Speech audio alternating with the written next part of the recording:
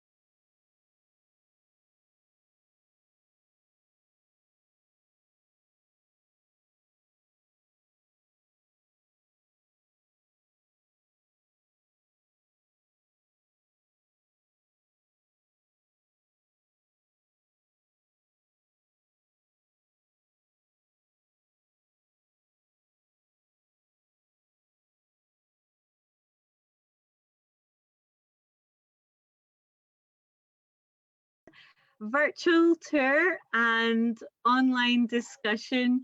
It's wonderful to have, and we're very excited to have a range of people participating tonight. My name is Susan Mains, and I'm in the Geography and Environmental Science programme at the University of Dundee, and we're delighted to welcome you to join us tonight. With me, I have Sam Walker, who's the manager and curator at the St Andrews Preservation Trust Museum. Hi, Sam. Hello, hi everyone. And I also have Stephen McLaren, who's joining us from Mallorca. Hi, Stephen. In Spain. Hi, everyone. Thanks for coming. Nice to see you all. That's great. Thanks, Stephen. Varun. And then we also have Varun Baker, who's joining us this year, all the way from Kingston in Jamaica. Hi, Varun. Yes. Hi, everyone. That's great. Thanks so much for joining us, and we appreciate everyone taking the time and managing to connect in these varied time zones as well. What we'd like to do this evening, we know that there's been, obviously, it's a bit more challenging getting to an exhibition space when we have sort of various restrictions. The exhibition is actually currently on at the St Andrews Preservation Trust in St Andrews, Scotland, and you can pre-book and go to their Facebook page and go and see it if you're in the area and it's following the safety guidelines. But for those of you who can't, we still want opportunity to experience this wonderful exhibition and really striking images. And the university has also been supporting this as part of our Black History Month events, the University of Dundee, and the St Andrews Preservation Trust Museum have been a great partner as part of this. So what we thought we would do is take you on a virtual tour of the museum, which is sort of the next best thing, and also have a discussion. So what we're going to do tonight is we have a series of short films that we've prepared, each of us. I begin with a short introduction, and then we go on to a virtual tour of the exhibition, so you'll get a walkthrough to see the space.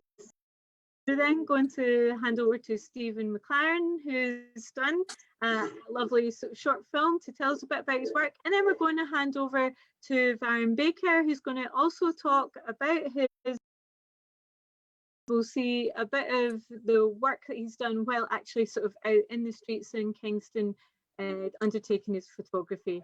Following that, that'll be about sort of 25-30 minutes. Then we'll hand over and do a Q&A live discussion. So we'll get a chance to ask questions, and any ideas you'd like to pose to the photographers, that's great. I would just like to say also that this event is going to be, it's recorded, so just heads up on that, and it's transmitted live online, just so that you're aware of that too.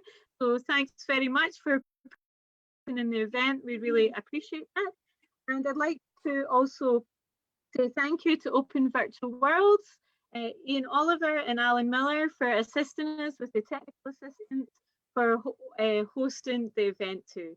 So without further ado, I'd like to take the time to just hand over to enjoy. Thank you.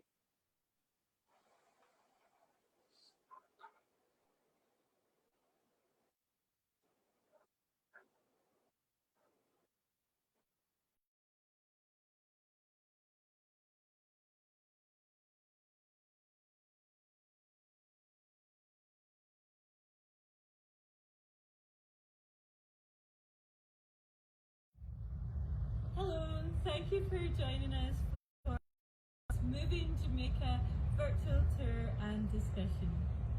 Today's event explores the exhibition that's currently hosted in St Andrews Preservation Trust Museum.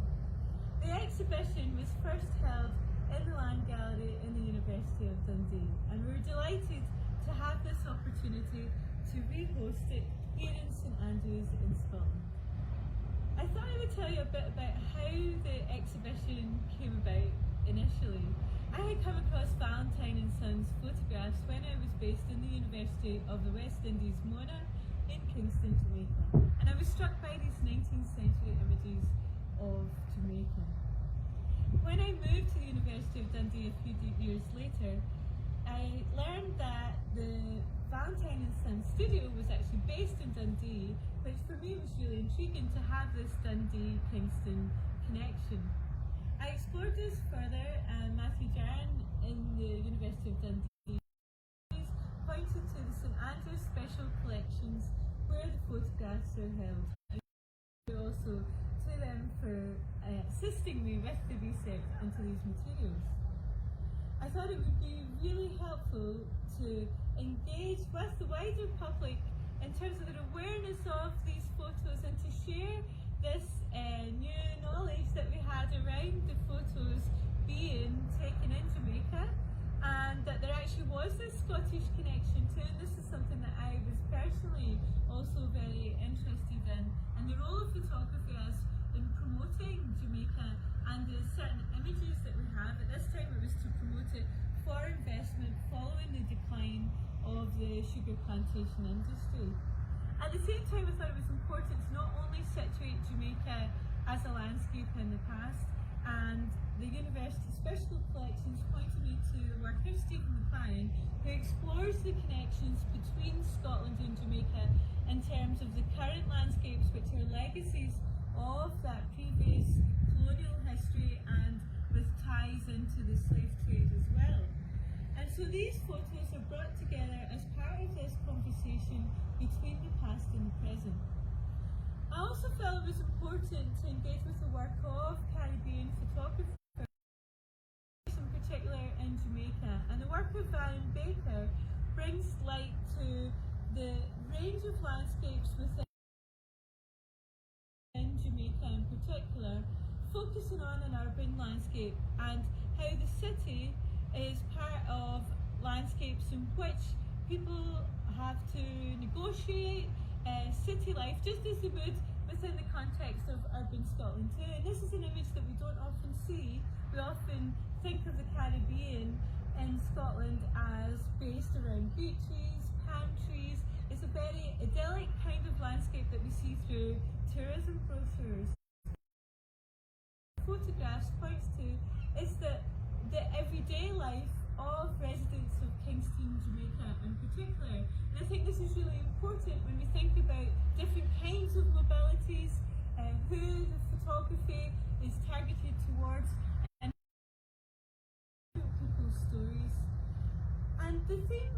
the exhibition, as you know, is Moving Jamaica, partly about different kinds of mobility, what the challenges and opportunities that offers, but also about the emotional impact of those different mobilities and connections too. And these photographs suggest very poignant landscapes, ones that also have a very conflicted emotional history and geography too.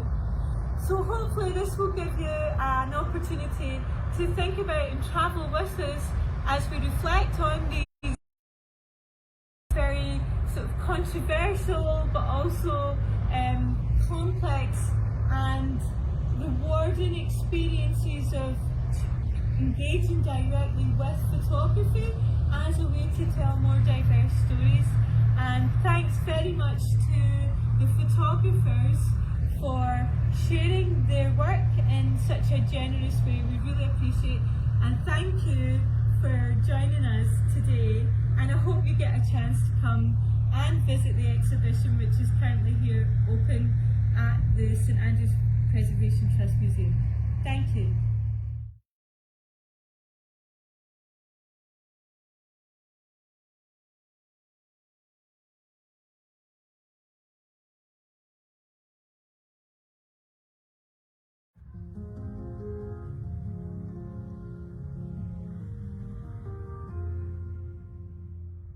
My name is Sam Walker and I'm the Museum Manager Curator at the St Andrews Preservation Trust Museum. So the museum plays an important role in their overall aims of preserving the social history of the town, but also presenting the social history collections for visitors and local people.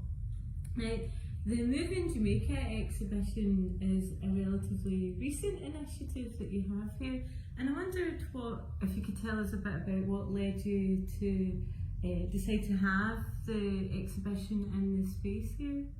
So we always look for exhibitions that have a link to St Andrews, and we quite like to have sort of new exhibitions that explore different themes that we maybe necessarily don't have in our own collection. So I'd been in contact with Matthew Jarn at the University of Dundee, and he had mentioned that this exhibition had been on display there at the end of 2018 into 2019. So I thought it would be quite nice to have a photographic exhibition showing some of the historic images from the collections here at St Andrews University, but also having some contemporary images sort of within this historic space. We really just wanted to explore new themes, use sort of collections that were here locally. So this is something that we hadn't really covered before at all. Now we'll take a virtual walk through the gallery, beginning with Stephen McLaren's photographs from his series Jamaica, A Sweet Forgetting. In this series he explores links between Scotland and Jamaica, tracing the legacies of Scottish-owned sugar plantations, what those landscapes look like today and what their contemporary landscapes look like in Scotland. As you look at this space, you'll see that the photographs have been organised so that they are in conversation with each other. On the left, Varun Baker's contemporary images of Kingston, Jamaica. On the right, shown here, the Valentines and Sons images of the port of Kingston, which were key in trying to promote into the port area and into the island following the decline of the sugar industry. So they had a very specific purpose. In the past there have been concerns around piracy, and this is a letter trying to seek the arrest of sailors believed to have been involved in piracy. But here we see a much more pristine environment, used to promote Jamaica as potentially a space for investment. But here we see very little of the human stories involved in this urban landscape.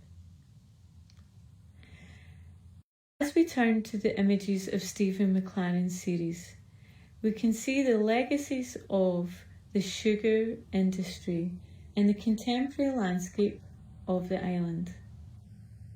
This involves legacies through built environments, but also the few remaining areas that suggest a hint of what happened in the past, such as this former sugar plantation at Glenella, owned by Sir John Wedderburn of Palantine.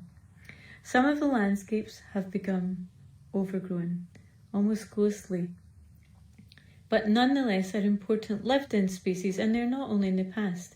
The pictures of Varun Baker highlight the dynamism of Jamaica, a modern urban landscape where there's many other challenges around mobility, particularly if you have physical challenges, and how do you negotiate that. And he, in his series Journeys, photographic work in collaboration with Joshua Brown, exploring his challenges that he's faced in his day-to-day living and how he's adapted and approached those in his experiences in Kingston. And so this is a very sort of personal, thoughtful journey with very striking images that we might not anticipate around thinking about the urban landscapes of the Caribbean, which tells another story. The images here, moving back to Stephen McLaren's work, point to current landscapes in Scotland. Landscapes where the money previously came back from Jamaica and was invested into Scotland. So again, these are other landscapes that bear a legacy of colonialism and some of the abilities and are important for understanding landscapes today. This is a Calvary Cemetery in Kingston, Jamaica, a photo taken by Stephen McLaren, again with links to former plantations in Scotland. This is the original Bathgate Academy, the funds for which were gifted to the town by Scottish slave owner and Bathgate-born John Newlands, and he owned many properties in Jamaica, particularly in the capital Kingston. Varun Baker's photography again tells the more personal stories of the contemporary landscape of Jamaica and how do we invest in this landscape for lots of different opportunities and mobilities today. And this is a thought-provoking journey that we ourselves are taking on through the contemporary urban landscape. So there's lots of different ways that we have Scottish, Jamaican connections, and this photographic journey points us towards thinking about these landscapes not only as in the past, but also in the present and potentially what this future might bring. I wondered if you could tell us a bit about the response from visitors to the Move in Jamaica exhibition. So our visitors tend to come from all over Scotland and the UK because they're able to connect with some of the images, they know some of the places that are being portrayed, either if they've been there themselves or they actually live in the area. A lot of visitors are quite surprised at the links to Jamaica. They probably didn't realise the extent of the links between Scotland and Jamaica. So I think a lot of them have mentioned that they had basically no idea. Also exploring the themes of the slave trade is obviously very topical, particularly this year. So it's been interesting for visitors to come in and bring their own understanding and their own views and to have discussions with them about that.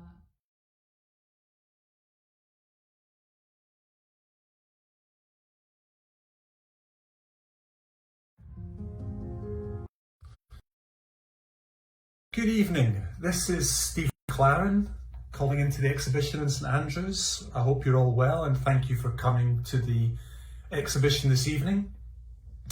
My part in the exhibition is a project called Scotland, A Sweet Forgetting, and it represents some work I did in 2015 when I travelled to Jamaica and then back to Scotland to retrace the of several Scottish slave owners who had travelled to Jamaica in the 18th century to make a fortune for themselves in the sugar business. So the project is all about this new era when sugar becomes a huge commodity in Scotland and in the wider Western world, and how Scottish entrepreneurs, I guess you'd call them at the time, and decided that they could make a fortune for themselves by buying dozens and hundreds of slaves and growing sugar and sugar plantations. This work was inspired by a novel that I'd read in 2014 called Joseph Knight by the Scottish novelist James Robertson, and detailed a slave who had been working in a plantation in Jamaica, and who has subsequently been brought back by his owner to Scotland in the early 1800s. And the book I found like an incredible revelation. I didn't know the story of Scotland's relationship with Jamaica in that period of time, and how it involved chattel slavery and so much exploitation and so much wealth and so much misery for the people who were enslaved. So upon reading that novel, I got in touch with the novelist and asked them a few questions about how historically accurate it was, and was told that it was extremely accurate. He'd done a lot of research himself in various archives, and so I decided to more research myself, read some history books from the time, and realised that there were several names and faces from that era in Scottish life of people who had become slave owners and who travelled to Jamaica and set up plantations and enslaved lots of people in the process, and then returned to Scotland and lived a very rich white person's lifestyle of that time, and bought properties and estates. And so the main part of the project for me was to find the original sites of the Jamaican plantations, photograph them, and then come back to Scotland and find the equivalent places, that is, the places where these men had invested their money and the proceeds of slavery in different parts of Scotland. So I hope you'll see that in the exhibition, that there's a link between Jamaica and Scotland, very literally between places in Jamaica, which often had Scottish place names, because a lot of these men would name the places after places they'd grown up in, or places that meant to something to them in Scotland, and then linked back to the locations of places that they latterly owned in Scotland. Were first shown in 2015, end of 2015, at the Scottish Natural Portrait Gallery in Edinburgh, as part of an exhibition with some colleagues in an organisation called Document Scotland, who are also all photographers. And the work seems to have taken on some more relevance in recent years, specifically this year, with a lot of the Black Lives Matter campaigns that have been coming out of the United field, and people, it seems, are now awakening to this this history of Scotland that we really weren't taught about. Certainly, I wasn't taught about at school or at university when I studied economic history. So, for me, this has been a great eye-opener. It's certainly opened my eyes to what was going on in the Caribbean at that period, in the name of Scottish slave owners, and the fact that Scotland benefited even wider than that. You know, there were many businesses that were dependent on the slave industry. Textiles and herring and other products that were then sailed back to Jamaica. So I hope you enjoy the exhibition. I hope there's to pick up on, and thanks very much to Susan Mains for including me in the exhibition, and I hope to do some more work like this in the future. Thanks again for your interest and your participation. Goodbye. Good evening, this is Steve McLaren calling into the exhibition in St Andrews. Hey everyone, thanks so much for taking the time to check out my work. This photo series called Journey is really an exploration of humanity's ability to overcome and sometimes thrive when faced with challenges. So I think that's a theme we can all reflect on and hopefully even relate to in 2020. This short clip that's about to show just is looking at contemporary photography in Jamaica and some behind the scenes, I suppose, in what went on with creating the photos we're all taking a look at today. So thanks. Please reach out to me on Twitter. I'm at Varun Baker, and enjoy. Let me know what you think. I'm waiting for you to be dead. We tell you right up front. The mill road dead, you know.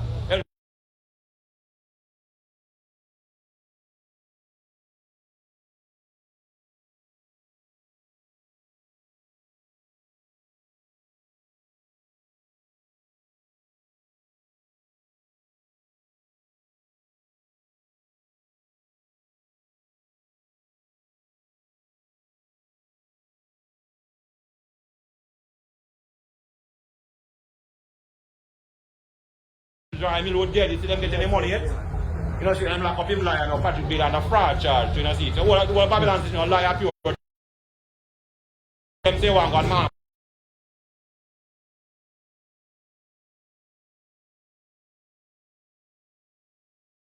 I'm waiting for you to be dead. We tell you right up front. The mill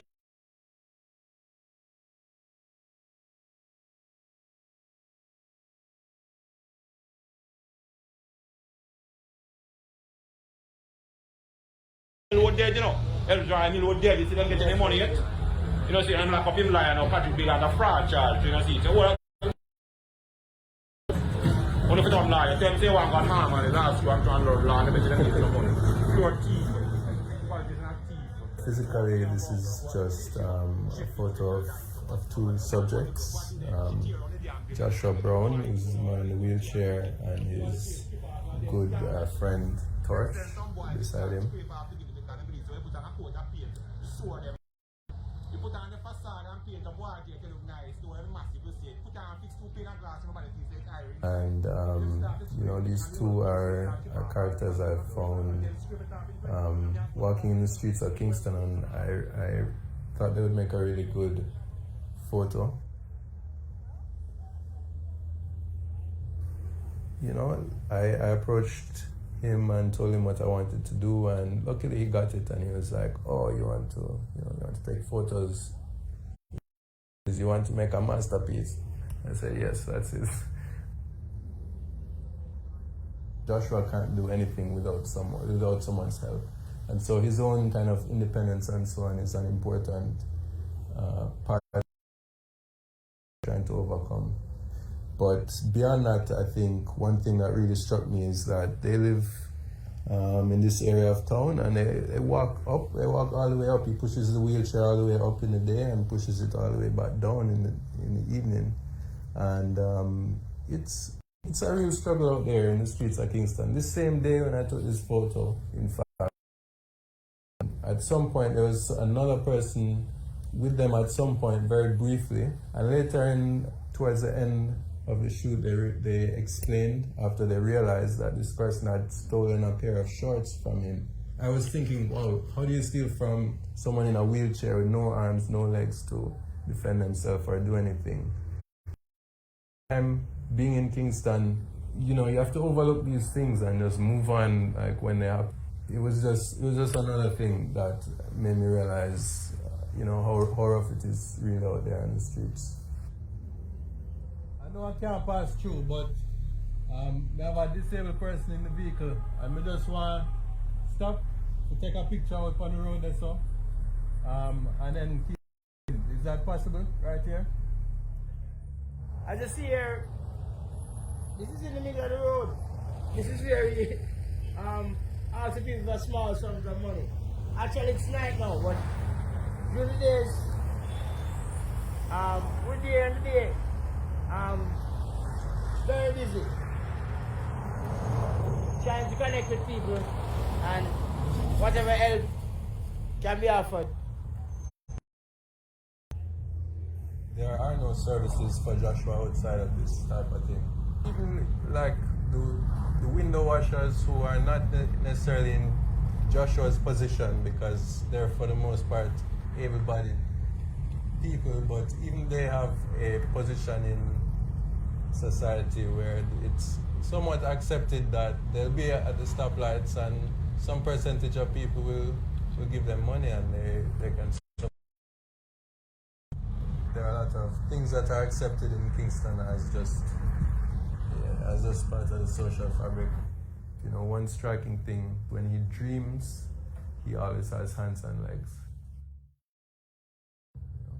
Kingston is a bit of a rough place. Like, it has, you know, stereotypes attached with it that are maybe running parallel to, say, a Naples in Italy or Napoli, where, you know, it's a you just walk around casually. You're probably there because you have a reason to be there. You don't just go there. So so that's Kingston, you know. We are a society and a culture of extremes, and it's very common to find very opposite ends of the spectrum very close to each other. And sometimes that juxtaposition is in fact what can help to create a nice you know, representation or something. So I really have no problem with the idea of having two almost opposing visions of my city, Kingston. You know, it makes a more interesting kind of playground to be a part of. Or tell them, go side upon it. We're not afraid of no man. A competition, you would make him know him short of education, you would wrap him up and show him more operation. So he could pop on him like a Satan. Bonne. bed control. Man. But I can tell you now in Jamaica, or in Kingston especially, it's people have a fairly hostile relationship with the notion of photographers poking their camera around. Big up, General. Yes, sir. How the stage name go? Ghost Rider. Straight. Ghost Rider.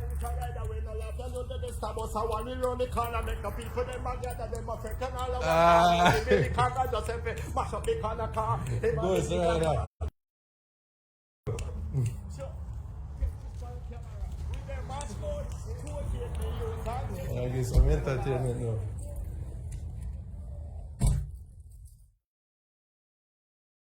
Can get very hostile and scream things, and you know, threaten you if you don't approach the situation the right way in Kingston. So it's something I've learned to deal with, and something that and I recognize in. I remember once I was in the hills, I think going to like Blue Mountain Peak, and there was a few Rastas sitting down, and I asked them if I could take their photo, and they said no, and I kind of said, well, why not? It's a light that bounces off your forehead more sacred than the light that bounces off of something else. But now I realize that I was really the wrong thing to say, and it's not really a valid way of reasoning, because in fact, people do have different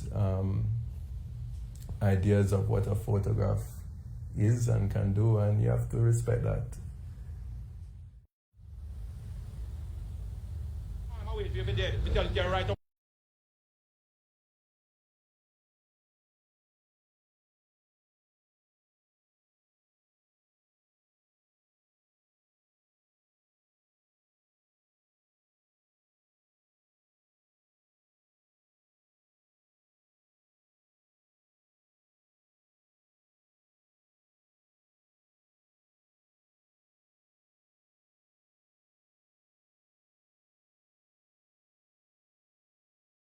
Photographs and really interesting materials, and it's really helpful to get a sense of the context too.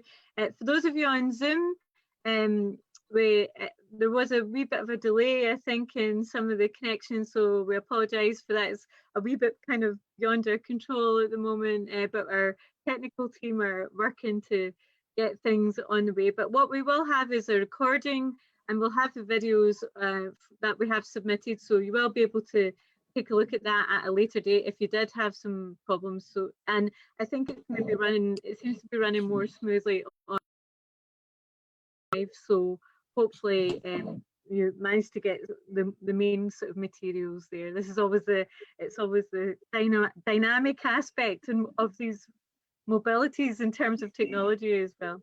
So what I'd like to do is turn to our photographers, Varun and Stephen, to give them a chance to respond to your questions and to talk a bit about you know, projects that they're working on just now, but perhaps reflecting on the process of putting together the work and how the work that they've done for Jamaica Sweet Forgetting and how that's kind of affected the approaches and the topics that they're undertaking now. Varun, would you like to start with how the work you're doing just now is kind of built on what you've been doing from this earlier work that you were talking about here? Sure, yeah. So you start my video too. So I mean, work consistently just building on itself, and I feel like a strong part of what I explored in this journey series just speaks to the human condition and you know, deciding to take a bit of an unorthodox view of kind of life in the tropics. It's not, you know, beautiful beaches and palm trees. And this approach really has just expanded since then. So I'm still really interested in focusing on kind of the human condition that a lot of various people are faced with in Kingston. And I mean, even currently, I'm trying to set up a body of street, I suppose, street portraits of just, you know, what Kingston looks like in the pandemic. So I'm often in Halfway Tree, which is a big transport center of the city, and it's just very interesting to see everyone, how everyone is adjusting to what people are calling this new normal, but it's anything but normal. So I would say this work has been very instrumental in shaping what I enjoy focusing my photography on.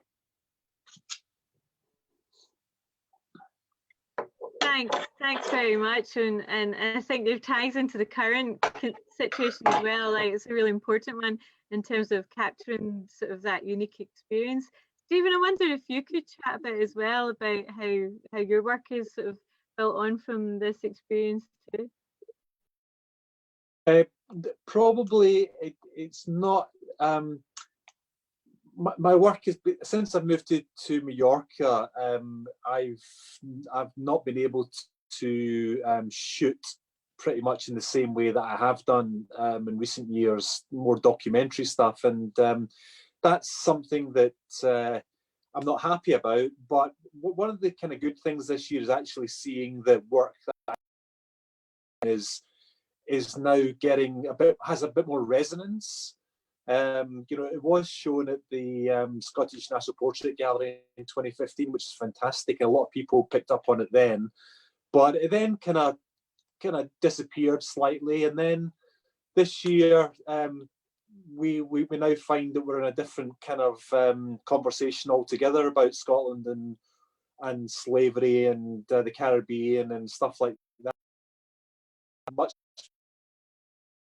years ago. And so I'm kind of I'm reading a lot. I'm making connections with people and listening to what I'm hearing from Scotland, and how this subject is now common currency, and you'll hear people talking about it in daily newspapers, but also in pubs and bars and at home. And I feel that I've got the pictures themselves tell a story, but I've also to modern day Scotland, and why it's not a piece of history in that respect. It's contemporary life for Scotland now. We have to confront some of these issues from the past, and not pretend that they're in the long view mirror, rear view mirror. And so I'm just enjoying being part of the conversation as it stands at the moment. Albeit I'd like to do more photography in relation to this topic. I keep thinking of things that I could possibly do. Obviously not traveling this year, but in years to come, I really want to pick up on this again and find how I can move this body of work on. Thanks. Yeah, I mean, it's interesting you saying that, because you also have the project on Edinburgh as well, right? And I wondered if you could talk a wee bit about that project that you did recently. Yeah, well, this was a kind of follow-up in which I looked at where all the compensation that was given out in the 1820s to people who had slaves in Scotland and in the wider UK, where that financial compensation which came from the government, how it was used in places like Newtown in Edinburgh, and seeing how many houses, how many homes profited at that period. Slavery was abolished, and people were obscenely, in my view, compensated for the property that they owned. So, I love walking around the new town of Edinburgh, but you do certainly look at it in different lights when you can look at very specific addresses, knowing the families who lived behind those doors in the 1800s.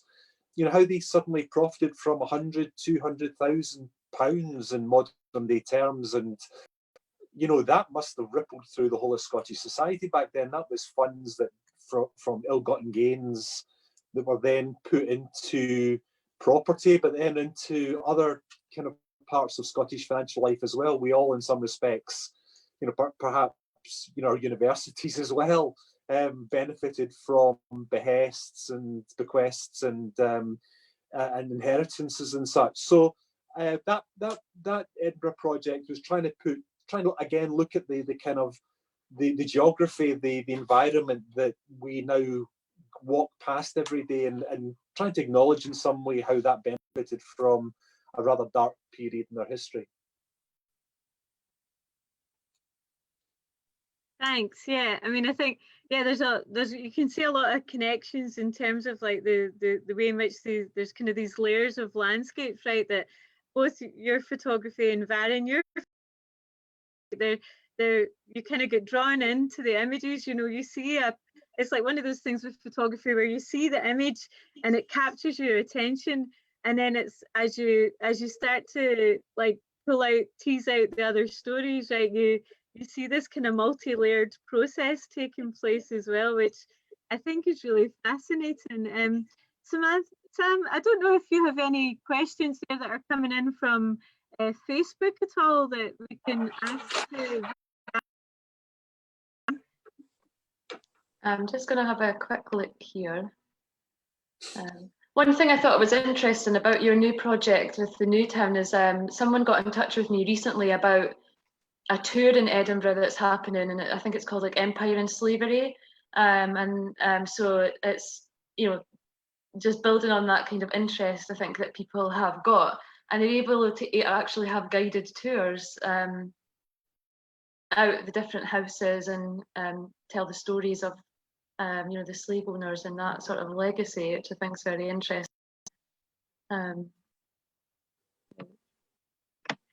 Varun, in terms of your work as well, looking at the impacts of the pandemic, I was really struck in your video when you were talking about, asking people for their photograph, and people declined, and then, why not? And then processing and saying, well, actually, maybe that wasn't the best way.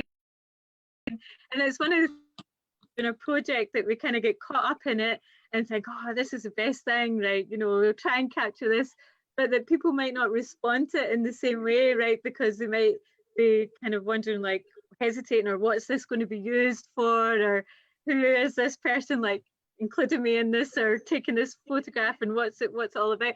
How have you sort of negotiated that, or what has been your approach in terms of documenting life around Kingston during the pandemic? Have you developed other kinds of strategies to sort of include that in your approach?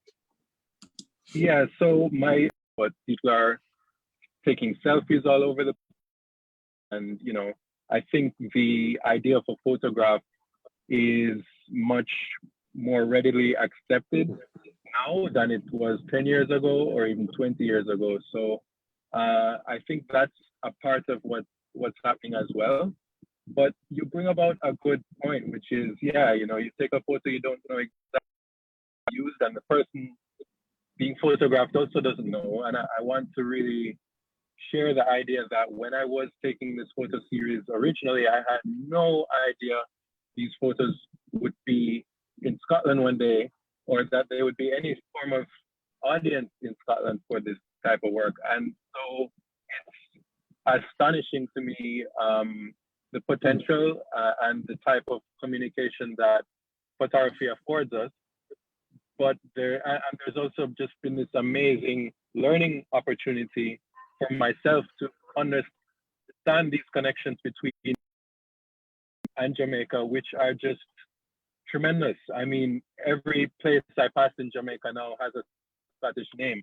Most people I speak to have Scottish names, and it's something that I had no idea about before, before being in and before visiting Scotland myself. So for me, this has all been really fascinating and transformative, and it speaks to another way that this work has shaped my photography and just opening my ideas about where things can go and what types of audiences might be interested in my work, right?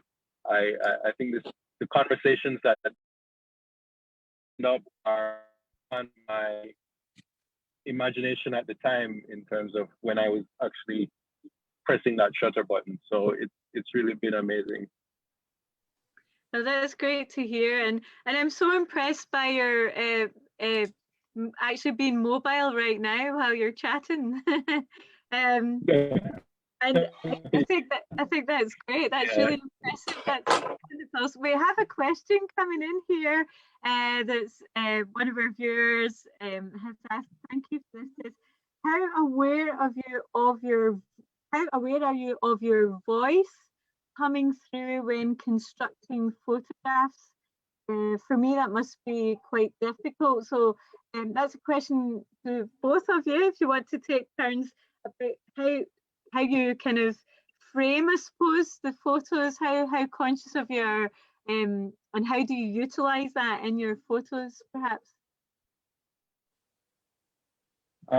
So by voice, do we mean like literal voice, or just like maybe an artistic voice that shapes the photograph? I think possibly both. I mean, I'm putting words into this person's text here. Sorry, I hope I'm doing it justice. So I think maybe like in terms of, I suppose, your perspective or giving the photo a narrative, do you construct that, and are you conscious of telling a story in a particular way through photographs? Yeah, I think so, as much as possible, right? So photography is a creative process, and like any other, you really try to engage in some form of communication through what you're doing. But like I said, sometimes the voice, there are other voices that take over after the photo is taken. So in my case, I wasn't thinking of Scotland at all when I was taking these photos. Yet now, there is a voice that speaks to the realities of Jamaica beside or within I guess, beside the context of Scotland and the connections that we have. So my voice, as much as possible, was very much trying to tell a story, and some of that is translated into the technicality of how I frame things or the decisions I made in taking the photo. But like I said, sometimes your intention is not what is ultimately of the greatest value, and that's really what's interesting to me. Thanks. Stephen, what about yourself? How do you factor in the way in which you sort of tell a story or present a particular take on a topic in your photography? Well, I'm an old-fashioned journalist. I kind of trained as a journalist, so a lot of what I do is less of the art and more of the kind of, I suppose, slightly old-fashioned reportage type of thing. In the sense that I, either with additional text or me speaking or whatever, or just looking at the pictures, you should have a fairly good idea. It's not full of artistic concepts. It's pretty much what I see with a camera in front of me, and I know that it fits into this kind of bit of reportage that I'm trying to tell. Photography is not necessarily good at kind of telling something so literal and perhaps sequential, but it's the kind of thing that old-fashioned photographers who worked in newspapers and magazines had to do, and I'm kind of in some ways because I know how to do it. It's not particularly fancy, but that's what I specialize in. Yeah, so I agree with your point, Stephen, but I think that there's something in the idea of photojournalism that is directly related to telling stories. And whether we like it or not, once we are taking a photo, we kind of decide what's in the frame and what's not in. And once we make that decision, there is some story being told. And we can be as objective as we like to be, but because we are including and excluding in the process, it's an important point to make. And I think it's something that we are seeing as we explore this relationship between Jamaica and Scotland. Without research, all we are presented with is an idea of Scotland and an idea of Jamaica that has been, I suppose, framed for us. And we really have to search outside of that frame to understand all of these amazing connections that exist. So I completely agree with your point and understand it, but I think you are a storyteller, even if you wish to deny it. No, I'm completely subjective. I don't go for the objective model at all. It's just that what I'm doing is very authored, but I'm kind of to the art world scene. I'm not kind of giving it a degree of aesthetics, perhaps, that it doesn't deserve. I guess that's the point I'm making. It's more factual as I see it. It's more, there's pretty much what I see through the camera is what the person gets at the other end, despite the framing and despite the kind of the subjectivity that's involved in that. So it's a lot of people Photoshop with my pictures, and the answer is pretty much nothing. And I like to keep it that way. I don't really like to think of how this might be conceived of as in some ways artistic.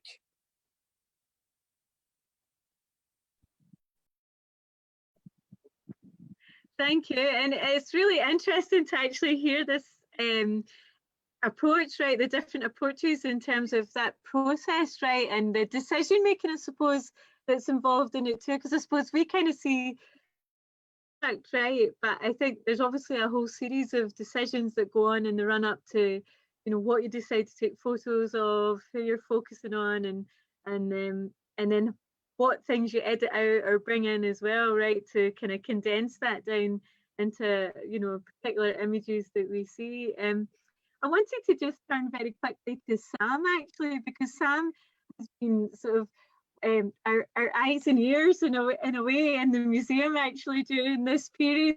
And it has been great about chatting to people who have been going through the exhibit just to get a sense of their responses. You may have caught a bit of it on the video, and I just wanted to point out the video too, if there was any technical issues, or if you want to view it a bit more clearly and at your own time, you can have a look at that online. It will all be available after. Sam, I wondered if you could just take a few minutes to mention, some of the responses that you've had to the exhibition, any sort of key reflections you have. Yeah, I think what is quite nice for me when I'm talking to visitors is it's the type of exhibition where they give their opinion, which is in a way quite unusual, because often they'll maybe share knowledge that the topics that are in the exhibition, you kind of get more of an opinion from them.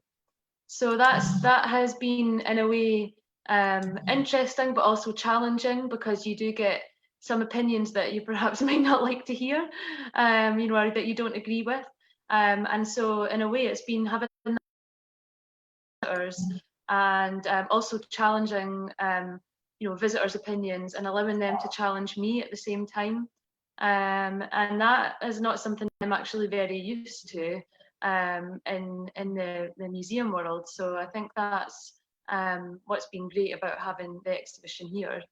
In terms of Stephen's work, a lot of visitors, well, not a lot of visitors, but some visitors have commented that they find it perhaps quite because they never knew this history before, or they weren't fully aware of it, and also that they perhaps feel that we can't do anything about it. You do hear that now and again. We can't change the past, and I think that's really given an opportunity for a conversation to talk about how we don't want to change the past, but we just want to use it and learn from it, and then shape our future from knowing what has happened in the past.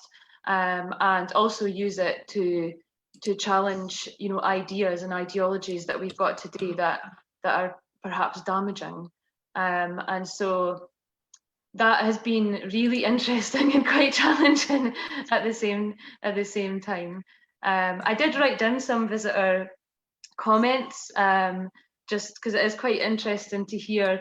We've removed our comments book because of COVID, because we were worried about people using it, which kind of seems a bit. So I've just kind of been listening to what people have been saying and then writing them down. And so, yeah, one visitor commented about the contrast of the image of the cemetery in Jamaica and Stephen's work with against Bathgate Academy that was founded by John Newlands. And they found that those images together quite, I guess, brutal, I think the word that was used. But maybe that's like an honest reflection of what we've left in places overseas. Probably right. And then, like I said, some people really struggling to maybe engage or not wanting to engage with it, so saying like we can't change the past, we shouldn't feel like we are to blame for what our ancestors have done, that type of thing. And then also we've had some interesting comments about, I guess, disability. People really interested in Joshua and how he actually is able to do things, so questions that I actually don't know, so they'll just say like, how can he do the things that he's doing in the images, and I think people are I guess quite curious in a way about how he gets about his day-to-day life and the challenges that he meets. So there's lots of different themes, that come out through all of the images. So that's what's quite nice about it. There's a variety of things to talk about with visitors. So that was quite a lot there. So sorry. Thanks very much, Sam. Yeah, I mean, I think it's really interesting to hear it. And as you were saying, some people came from the places where some of the we chatted earlier, and so it's kind of seeing this landscape in a whole other light as well. And actually, Varun, I mean, that's something I know we've chatted before, but other people might not know. I wondered if you could talk about that in terms of the process of taking photos, like particularly some of the action shots that you have with Joshua, because I know, Sam, you've mentioned that people of different ages have actually asked about that process, right? And how you went about doing that, and how you decided, you know, two of you. Yeah, so yeah, great feedback, Sam. I definitely use some more information, so when people ask questions, maybe you can give them a bit more context. So so Joshua overall, you know, really wanted to portray himself as very active, and he was very you know, when he had all his limbs, I suppose, and when he was fully able-bodied, he was very active. He was a mechanic before, you know, he worked on cars before he had a terrible accident. And so all of the kind of action shots you see there were actually his idea. So he was like, yeah, all right, you know, I have prosthetic legs, you know, I want you to show me playing football because I can play football, you know, I'm going to show you. Or he would be like, I'm going to, you know, let's go to the beach and you can just throw me up in the air and take a picture with me in the air. And I was like, really, Joshua, you sure? And he's like, yeah, I have some friends, they're going to do it. And all of those shots were really a lot of fun to take. But the thinking behind them were just to kind of challenge some of our notions about what we assume when we say disabled, you know, and in interacting with Joshua, you know, sense of vibrancy out of him that sometimes you don't get from people with, you know, 2 arms and 2 legs. So I really thought it was important to convey that aspect of his personality in the shot, because at the end of the day, as a photographer, I'm challenged with representing him, but without the ability to have any audio or anything else, right? So in an image, how do you convey these parts of Joshua's? I think that's what you're really seeing there. Thanks very much. Yeah, we hopefully at some point we can get everyone together to have a discussion like this again, you know, where we have that kind of interaction. And as you say, yeah, it's quite it's an interesting process, right? Because when you're in a museum or in a gallery, the photographs are then situated within that. Is like, how do you kind of have those ongoing conversations, right, and kind of engage with a wider audience, which is why, you know, we had this event in particular in the hope that, you know, people can get a sense to hear you both talk a bit more about that process, right, in the context of the photos as well, which I think is really great. I don't know if I'd like to as we're sort of getting close to the end of the Q&A session, and thanks very much everyone for joining us and sharing questions as well. In terms of looking to the future, right, and we're and how we might approach photography to raise awareness around issues, or to include images that have maybe been sort of left out of mainstream media, perhaps, or voices that have been documented as much in sort of hidden geographies and hidden mobilities. Is there anything else that you would like to share with us, or thoughts you have on that?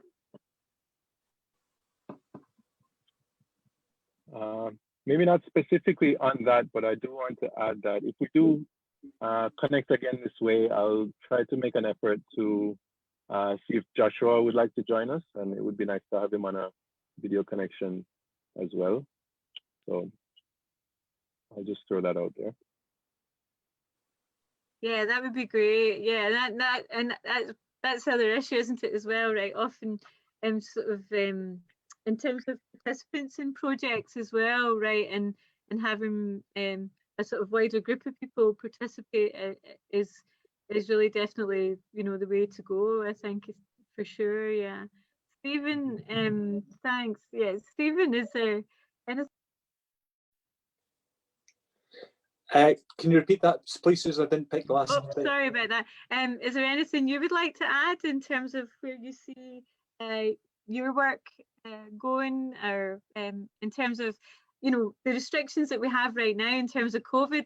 Sort of how do you work around that to document some of these sort of fascinating stories?